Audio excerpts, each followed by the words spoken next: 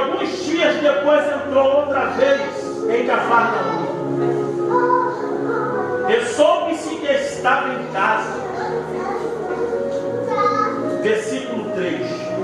E vieram ter com ele conduzido um paralítico trazido por 4 homens. Tome sua assento. O texto que nós estamos embasados, vou ser muito rápido. Quero agradecer a presença de todos os irmãos, nosso amigo lá atrás, Dióconos, pastor também de uma igreja, Deus abençoe. Perdoa, hoje eu não vou nem poder pregar muito tempo, porque Deus me levou para o mistério. Mas não vai faltar a oportunidade de a gente se conhecer melhor. Quando for o lembra da gente. Tem hora que Deus me leva para o mistério, porque já que eu faço que em casa não tem homem, de fora vem tem queima. O texto vai dizer que Jesus agora, pela segunda vez, pela primeira vez que Jesus passa, no livro de Marcos em Cafarnaum, o texto vai dizer que Jesus vai expulsar um demônio na vida de uma criança, na vida de um homem. O texto vai dizer que essa cidade de Cafarnaum era uma cidade que Jesus era popular, porque todas as vezes que Jesus adentrava dentro dessa cidade, Jesus operava milagre. Dessa vez, Jesus com seus discípulos, eles vão chegar na cidade, eles vão se assentar em sua casa. O texto vai dizer que havia um quartel-general naquela casa. Era o exército que Jesus reunia para dispor o inferno. É bem verdade que o texto vai dizer que agora, quando Jesus está em Cafarnaum, ou Capernaum, Jesus vai se deparar dentro da casa. Uma pessoa que a Bíblia não diz nome nem endereço, vai divulgar naquela cidade que Jesus está em casa. Por Jesus está em sua casa, e a multidão reconhecer que aonde Jesus estava acontecia milagre, o texto vai dizer que a casa fica cheia. A casa estando cheia, diz o texto sábio, que agora Jesus, ele se assenta a ensinar aquela multidão e operar milagres. Na cidade de Cafarnaum havia um homem paralítico em cima de uma cama, que segundo a lei judaica, esse homem era homem desonrado.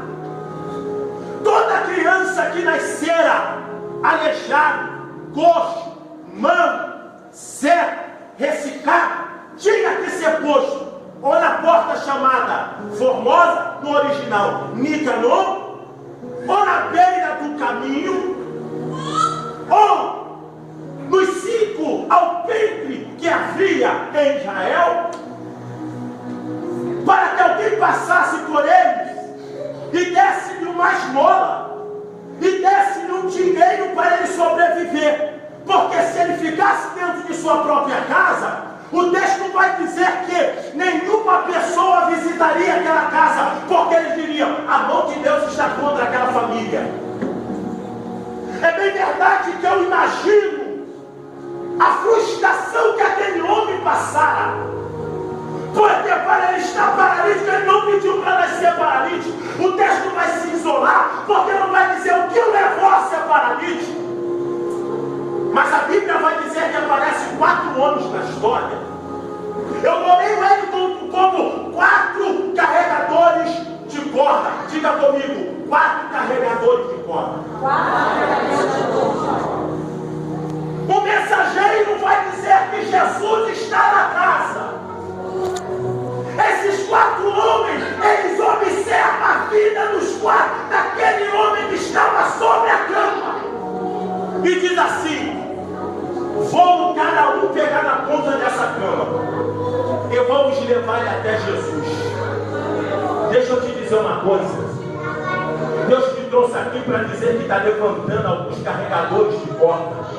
Carregadores de corda não precisam ser vistos. Carregadores de corda não têm seu nome estampado nos outdoors das estradas. Carregadores de corda não se apresentam. Carregadores de corda não vai se aparecer para dizer que é o tal. Deus está levantando carregadores de corda. O texto vai dizer que Jesus está na casa operando milagre. Mas a outra mão vai dizer que aquele homem que está em cima de uma cama, frustrado, cabisbaixo, oprimido, chega-se 4 homens na casa dele. Pega eles para levar até Jesus.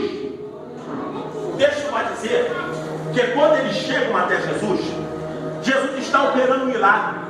Porque era assim, aonde Jesus estava, alguma coisa acontecia. Dificilmente Jesus participava de uma reunião que não havia cura, não havia milagre, não havia expulsão de demônio, libertação de do melhor e não havia prosperidade. Então, se o povo viu que Jesus estava dentro da casa, o texto vai dizer que a casa ficou cheia, a casa superlotou. Por a casa estar superlotada, o texto vai dizer que esses 4 homens vindo trazendo esse homem em cima de uma cama. O que me chama a atenção é que a parentela dele não se preocupou de levar ele até Jesus, os amigos dele não se preocupou de levar ele até Jesus, mas 4 homens anônimos, a qual a Bíblia não diz nome, nem endereço e nem especifica de onde eles eram, pegaram aquele homem que todos rejeitaram e levaram até Jesus. Deixa eu te dizer uma coisa, eu vim aqui para te apresentar Jesus. Eu não sei há quanto tempo tu está paralítico em cima de uma cama, mas se tu vai ser curado, tu vai, não importa a multidão, Deus vai te levantar.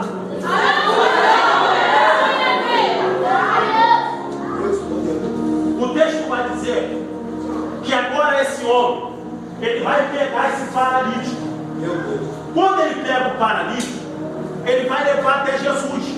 Só que o texto, na mesma forma que diz que ele levou o paralítico até Jesus, o texto vai dizer que a casa estava cheia. Por que, pastor Davi, que a casa estava cheia? Porque quando Jesus se manifestava, a casa se enchia. Multidão só vai atrás de quem tem alguma coisa para dar. Multidão não vai atrás de quem não tem nada para dar. Sabe por que você está essa noite aqui? Porque você sabe que Jesus tem uma coisa para dar para o teu ministério. Sabe por que você está sentado até essa hora aqui? Porque você sabe que Jesus chegou para mudar a tua história. Sabe por que você está sentado até essa hora aqui? Porque você sabe que Deus vai mudar o teu caminho. Eu não sei qual é o teu endereço e nem número do teu CPF, mas eu quero te dizer que Jesus está na casa. E se Jesus está na casa, Ele vai mudar a sua vida.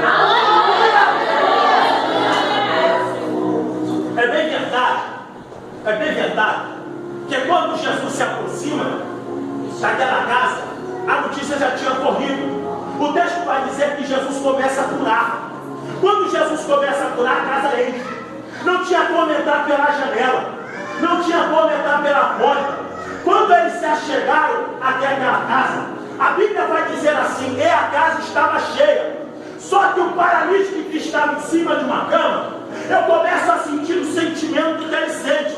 Acabou para mim, a casa está cheia, perdi minha vitória, perdi minha bênção, perdi meu milagre, perdi a minha resposta, perdi aquilo que eu vim procurar, acabou. Só que esses 4 homens, eles observam a casa e dizem: não, a porta pode estar cheia, a janela pode estar cheia, mas ainda nos resta o telhado. Deixa eu lhe dizer uma coisa: Deus vai te dar estratégia para você vencer essa peleja. Você não está sozinho nessa luta, você não está sozinho nessa guerra. Deus te toma pela tua mão e ainda diz ainda hoje para você: ainda existe uma porta de escape, ainda existe uma porta de escape, ainda existe uma...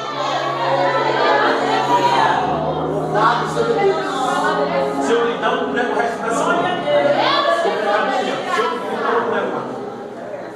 o texto vai dizer que quando Jesus vai chegar, ele está na casa, a casa está cheia, o milagre está dentro da casa. Quem está na porta não deixa quem está de fora entrar. Sabe o que eu aprendo aqui, meu amigo Ney? É que sempre quem quer um milagre não olha aquele que precisa de um milagre também. Ele vai tampar a porta para você não entrar, porque ele está ansioso pelo milagre dele.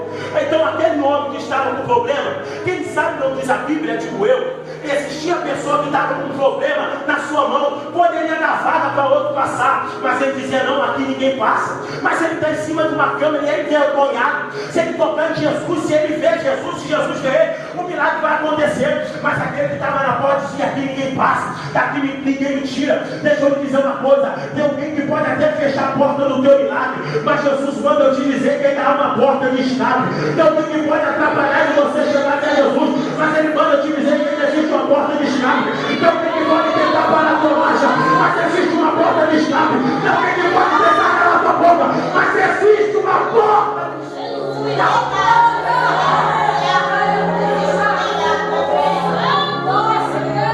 É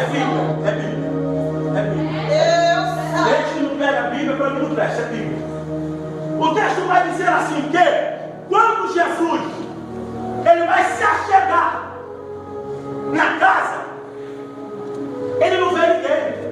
A notícia corre, a casa enche. É assim. Enquanto Jesus não chega na casa dele, a casa é apenas uma casa vazia e sem forma. Mas quando Jesus chega na casa, ele muda a cara da casa. Deixa eu te dizer, isso vai para você, minha pastora. Jesus já chegou aqui há muito tempo e Jesus vai começar a mudar a cara da casa. Jesus vai começar a levantar a cara. Quem quiser, depois que Jesus operar o milagre, entrar, tem que entrar pelo telhado. Se não aproveitou para entrar pela porta, dá teu jeito, porque Deus vai mudar a história. Sou profeta. Enquanto Jesus não chega, a casa é a casa vazia. Entende isso aqui? Enquanto Jesus não se manifesta, é apenas uma casa. Enquanto Jesus não opera, é apenas uma casa. Veja vocês, Moisés apacentava as ovelhas de Jetro.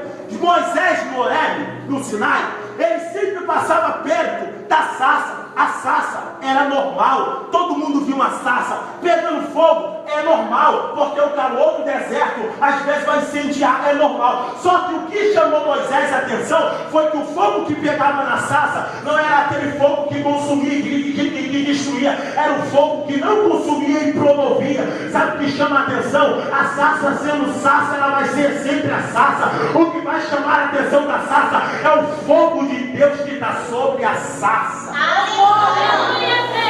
O texto vai dizer que Moisés olha e vai dizer, virarei para lá e terei essa visão terribilíssima. Quando ele tem, a voz sai de dentro da sarça. Então ele diz assim, vou tocar. Quando ele vai tocar, a voz sai e diz, Moisés, tira a sandália dos teus pés. Sarça, apenas sarça, ela é sarça, mas com o fogo de Deus sobre ela, ela já é vista por muita. A casa sem Jesus é vazia, a casa com Jesus é cheia. A casa sem Jesus é bagunça, a casa com Jesus tem milagre. A casa sem Jesus pode ser seca, mas a casa com Jesus dá fruto. A casa sem Jesus pode acontecer miséria, mas a casa com Jesus acontece prosperidade. Quando Jesus entrar na casa, é múntria, televória, ticamúntria, remanto, comanai. A casa vazia é a casa. Jesus chegou, a casa enche. O texto vai dizer que quando a casa enche, Jesus vai dizer assim, discipulando os homens, curando os homens, manifestando a glória sobre os homens. Mas os 4 homens vão olhar para aquele paralítico, não